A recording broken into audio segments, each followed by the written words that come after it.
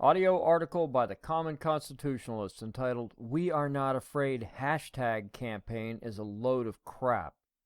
In the aftermath of the Wednesday terrorist attack in London, many took to Twitter with another feel-good hashtag campaign. This time the meme is, "We are not afraid." It is another lame attempt by liberals of what Michelle Malkin calls virtue signaling. She explains that hashtag campaigns are, quote, easy advertisements and maudlin displays of one's resolute opposition to an unidentified something that must be stopped somehow by unspoken means, unquote. It's also an effort for those with no identity of their own to identify with and involve themselves in the crisis without ever having to actually do anything.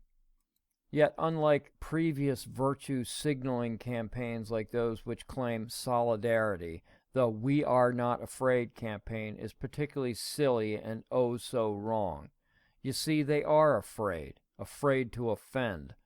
The left twist themselves up like pretzels in an effort not to offend.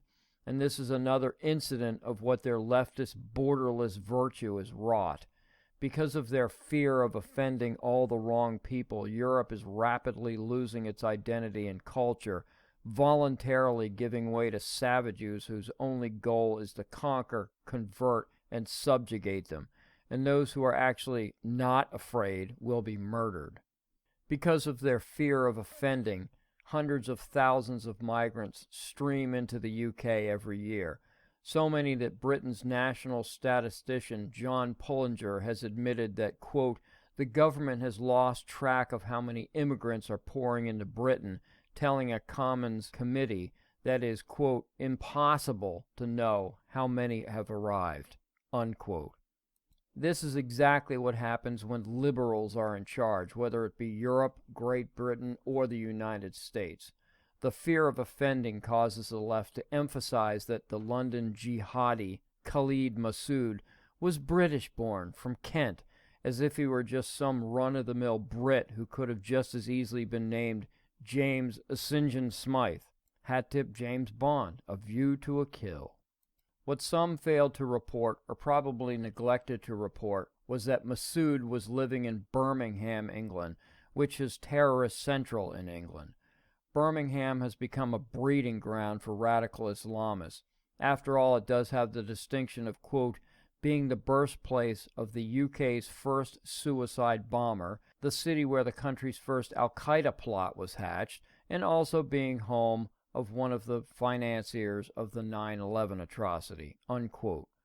Of the 8 post-attack arrests made in England in the past 2 days, 4 came out of Birmingham. But it's not only Birmingham that's a problem. Gatestone Institute reports that Belmarsh Maximum Security Prison in London has become, quote, like a jihadi training camp, according to the testimony of a former inmate.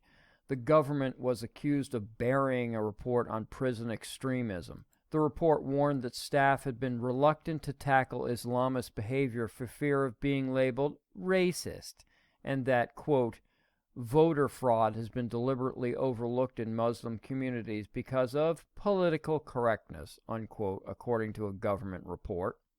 This past December, LifeSet reported that, quote, in the United Kingdom, you have to have extra vigilance in certain places of London when you are working, a London police officer told Breitbart News in December 2015. Also in December 2015, a police officer from Lancashire in northern England told the Daily Mail that there are Muslim areas of Preston that if we wish to patrol, we have to contact local Muslim community leaders just to get permission, unquote. This appeasement mentality has forced police chiefs to advise officers not to wear their uniforms in some areas. Once proud Brit writer Katie Hopkins wrote that England has become just like Sweden, quote, terrified of admitting the truth about the threat we face, about the horrors committed by the migrants we failed to deter, because to admit that we are sinking and fast would be to admit that everything the liberals believe is wrong, unquote. She adds that, quote, I will walk over the river tonight and look at the Thames, the Union flag lowered at half-mast, and the parliament below, and I will wonder just how much longer we can go on like this." Unquote. Thank you for listening.